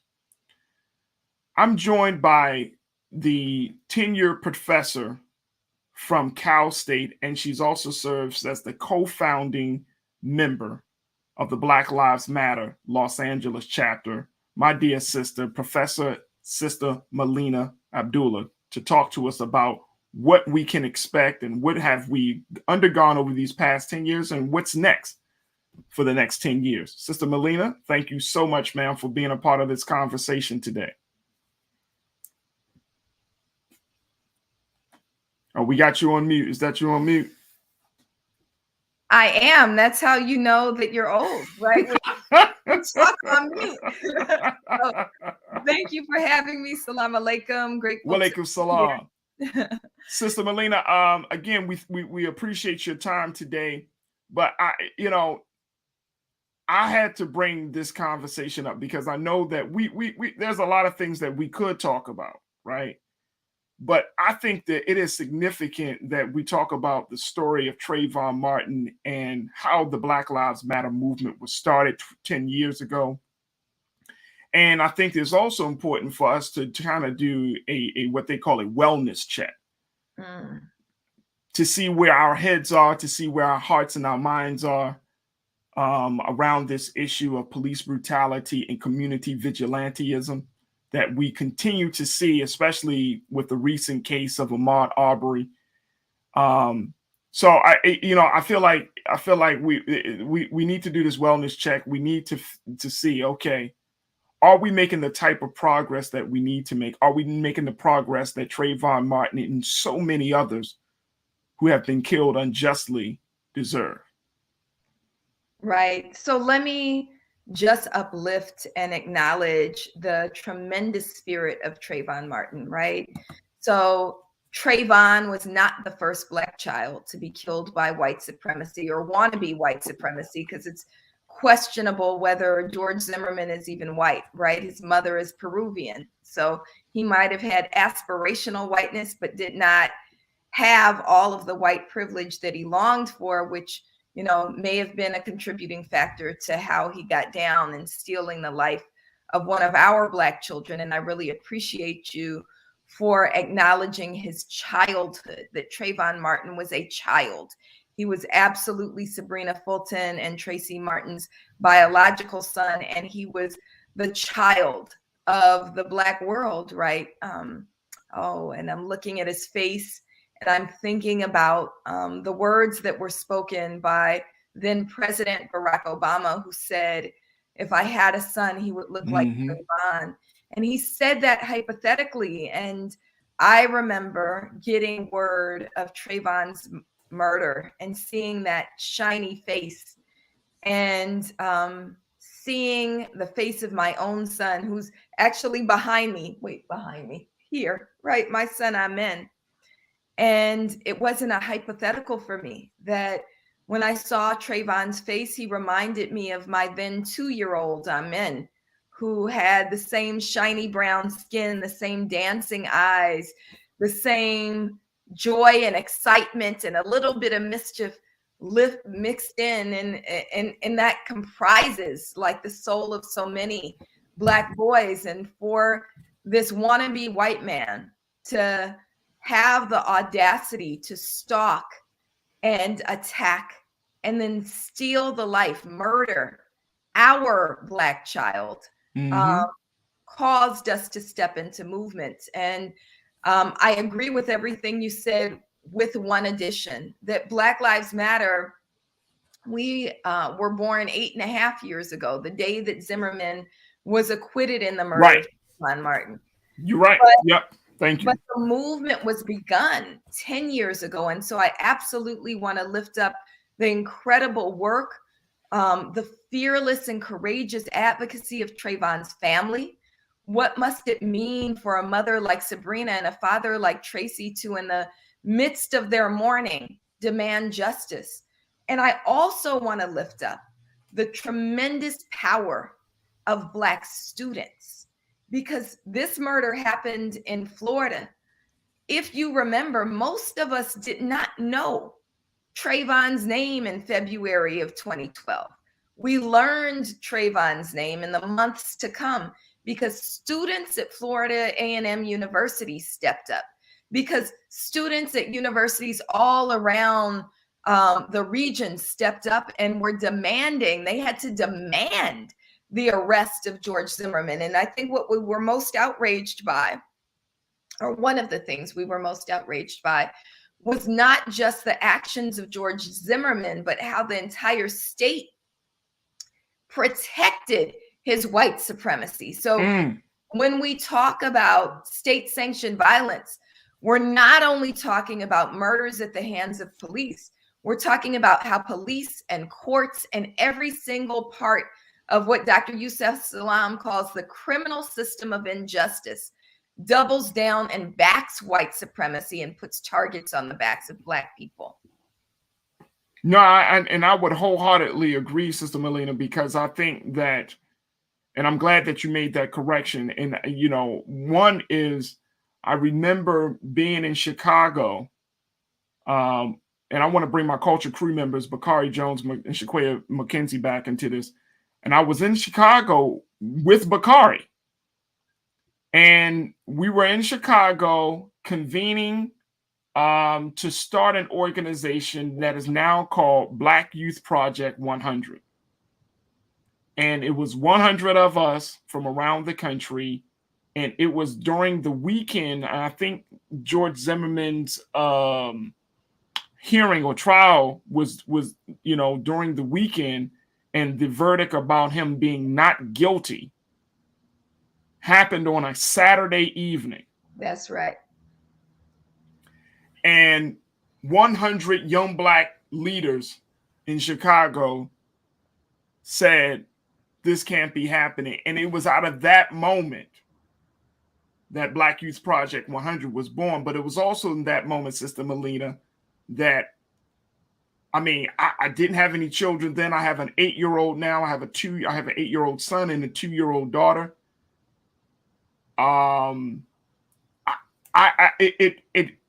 It hit me so hard. It hit me so hard because you would never expect for a young brother like Trayvon, who's simply just walking to the store would be posed as a threat. And for this country, and for the members of the jury to allow George Zimmerman to go, to not be punished for this horrific crime. I mean, it just, and to have Black people on the jury, to not punish him, it was a huge slap in the face, Mr. Melina. I was in a state of shock and hurt, great disappointment, frustration. I mean, I was all of the negative feelings you can think of. I was feeling that day, that evening. Absolutely. That's the same moment when Black Lives Matter was birthed, right? So the date was July 13th, 2013. And we got word, and like you, and I'm further west than you, right? Right. Like you, if we were all glued to the television the entire day. But the commentators started to say, as it was becoming evening in Los Angeles and it was nighttime in Florida, that the verdict wasn't coming in and that we could expect a verdict on Monday. And so as a single mom of 3 kids, I did what I needed to do, pile my kids into my car and go and try and run my weekend errands. And I remember getting to my first stop and getting a call from my brother. And he said, you know, where are you at? And I told him, and he said, well, sit down because you're not going to like it. And he said he got off and they're giving him his gun back. And I just remember it hitting me and sweeping my children up and putting them back into the car and driving home and cooking dinner and bathing them and putting them to bed and finding someone to sit with them, and then calling over 3 other Black mamas and sitting on my big orange couch and mourning together, but then also letting our rage bubble up.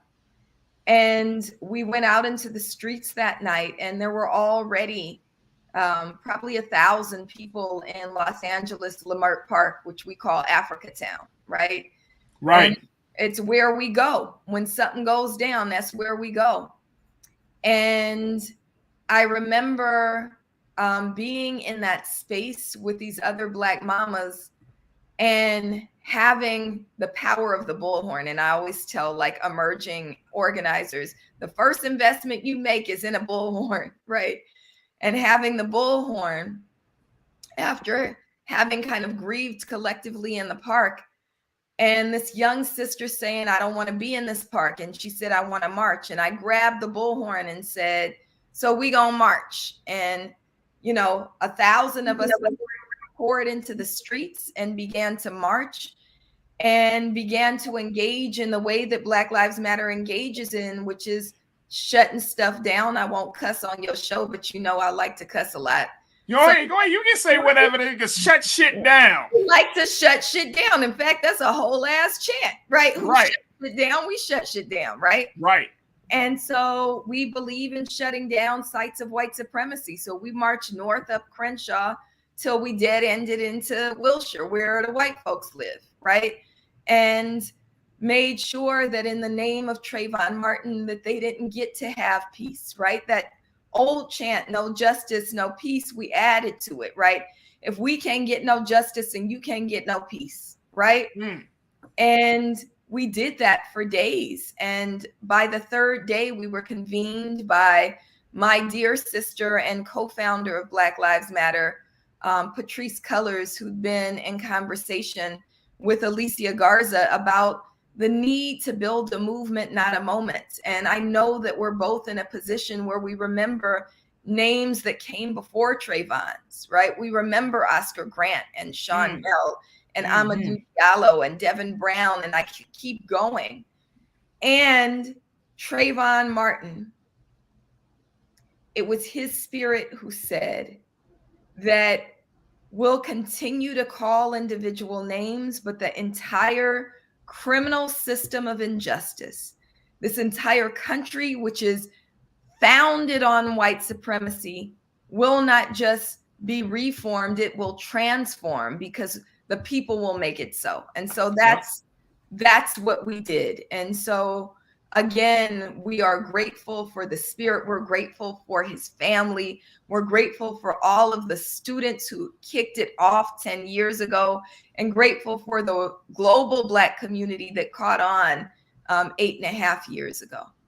I want Bakari, I want to get your thoughts on this as we talk to Professor and Sister Melina Abdullah, and then Shakwe. I want to hear your thoughts as well. Bakari, when we talk about this moment 10 years ago, this was a major moment, and it's still a major moment for our progress and liberation in this country. Absolutely. First, I just want to say to Professor Abdullah, thank you for being here with us today. And just like bringing all of those pieces and the layer, the path over the last 10 years that, that we've all experienced getting here. Farajii and I were together in Chicago, and I remember where the convening took place. I remember there being, I think there was like a golf course. Yeah. In that space. And for me, what I felt like was so shocking 10 years ago, I think being more naive about our justice system, to just be honest. And then like the juxtaposition of everyone that was in that room, all 100 of us, the level of energy and the level of electricity and anger and frustration and hurt and devastation that we were all collectively feeling. And then being able to see this golf course and to see, to be honest, a lot of white men able to just continue on the green as we were just, collectively experiencing despair. So that's kind of the way that I remember that moment. And, the way that it, just the way that it changed and it shifted. It's one of those things, I think people always talk about, like, everyone remembers the time when in their generation, when that thing happened, presidents being assassinated, Twin Towers, all of those pieces. And for me, learning about the verdict was one of the things that most stuck out to me about his acquittal. Absolutely. Shakwe, what are your thoughts about this? And then Sister Melina, we got to ask about this whole stand your ground law and where we are with fighting that. But Shakwe, what's your take?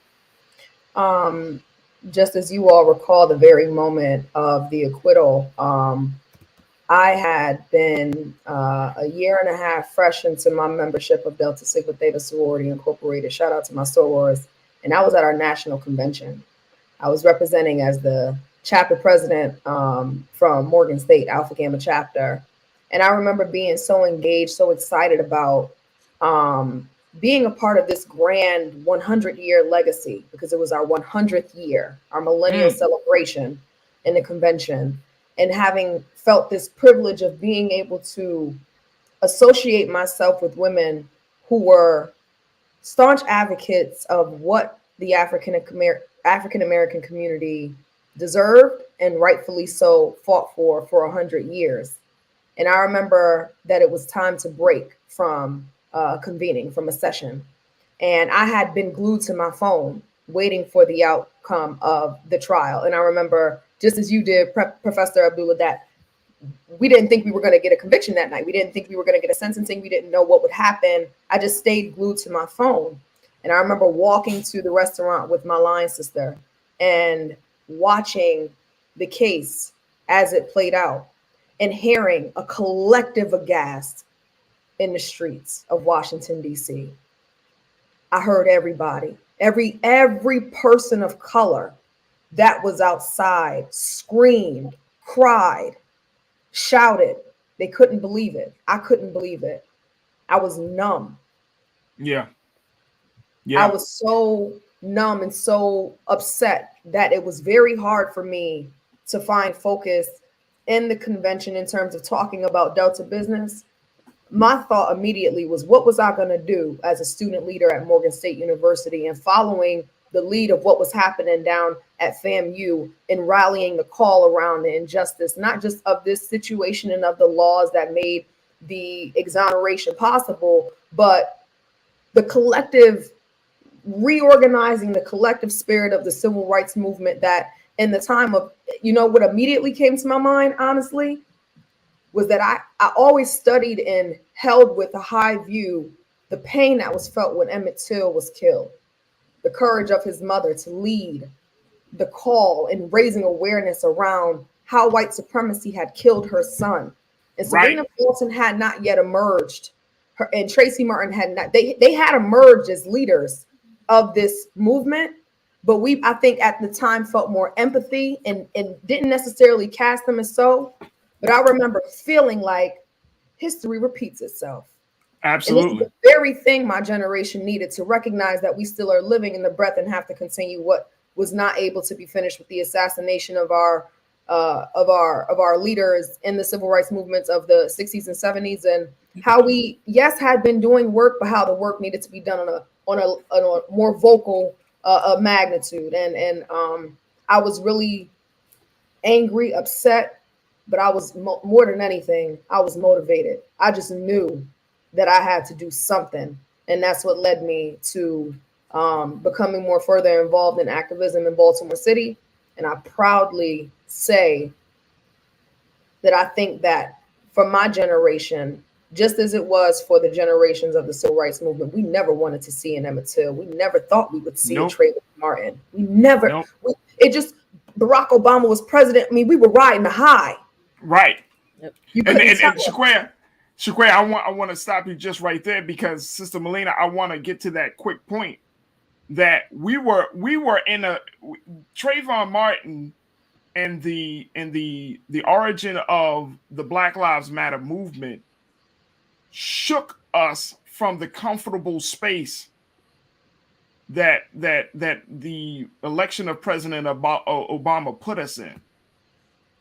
It shook us, and it still shakes us. I'm gonna be honest with you, Sister Melina. Like, I still feel like President Obama could have done a lot more around this issue.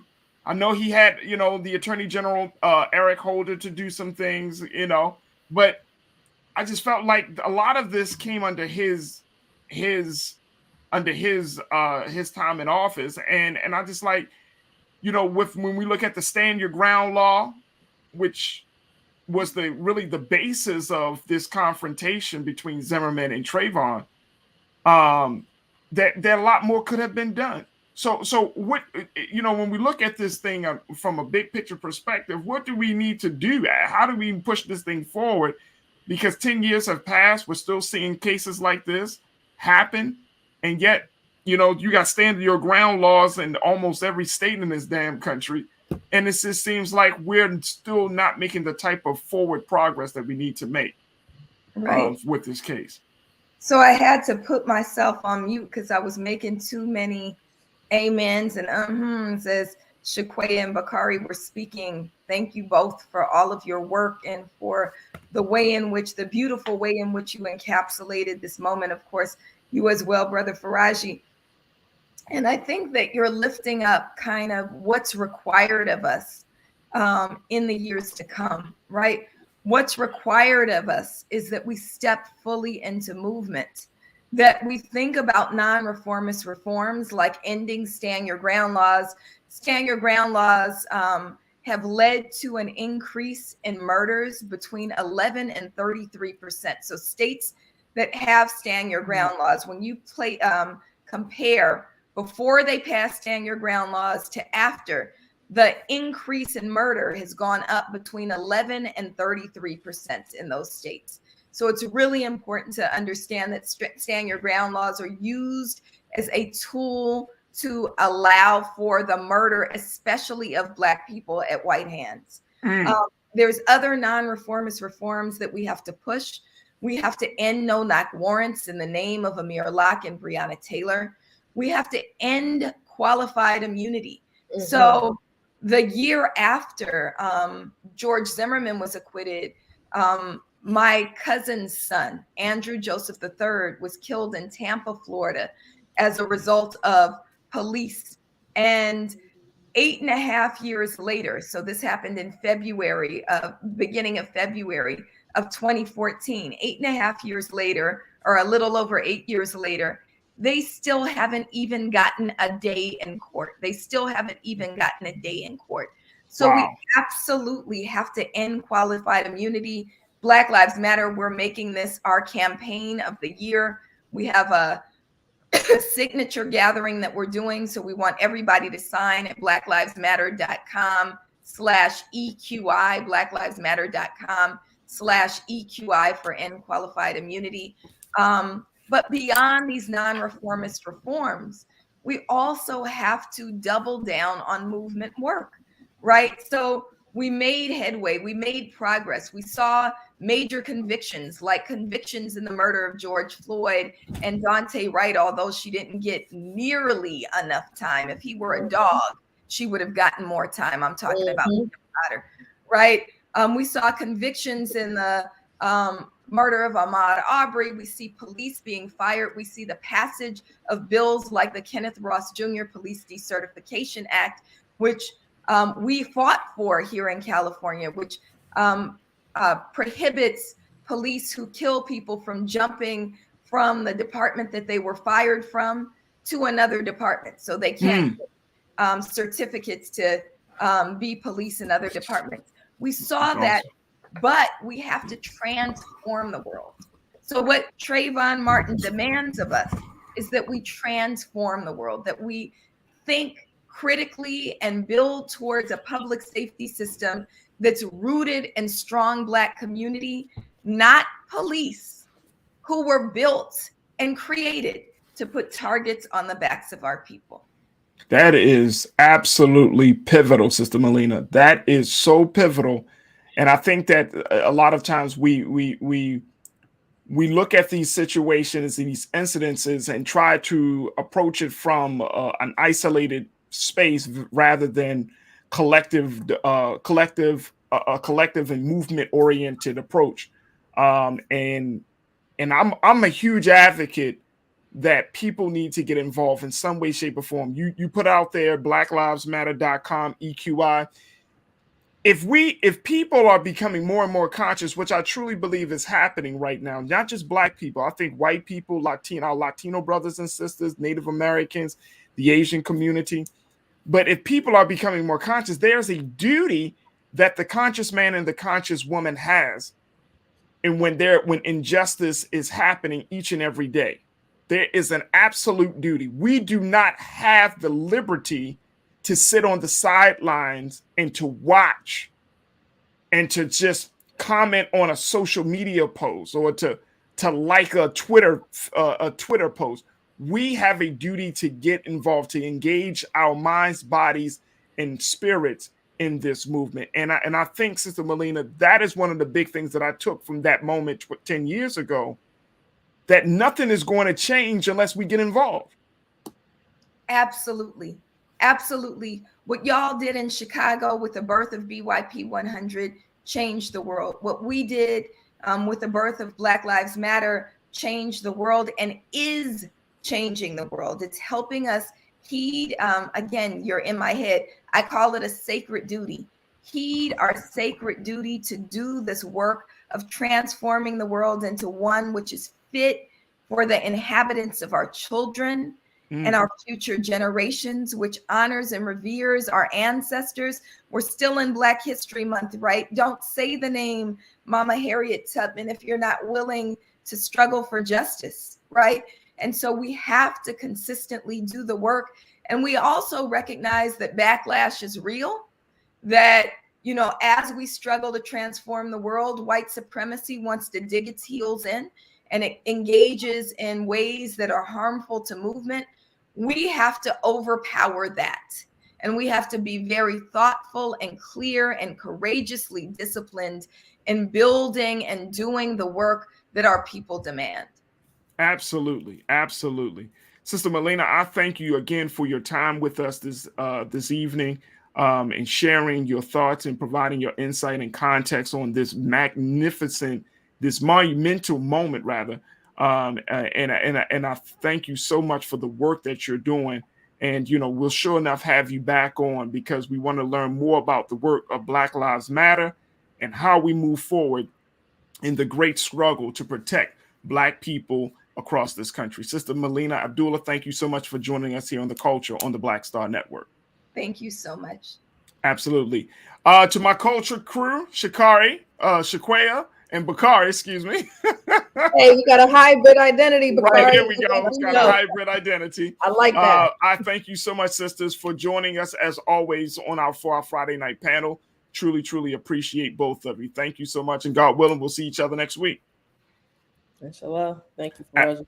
Absolutely. Absolutely. Folks, that is going to do it for us. Again, a lot was said tonight, and I hope and pray that you got something that of substance from these conversations, from everything from reparations to just taking the time to remember 10 years ago where we were and how far we still have to go in this movement to protect Black lives. So, you know, my hope and prayer is that over the weekend, as you hear about, you know, all of these things that are happening, especially, you know, with the beginning of war in Russia and Ukraine. I mean, look, we have to stay vigilant. We have to stay involved, as Sister Melina said. We have to stay engaged as much as we can, because the world won't change itself. We have to do our part to change the world and make it a better place, not just for ourselves, but for the children who are coming behind us, for our future.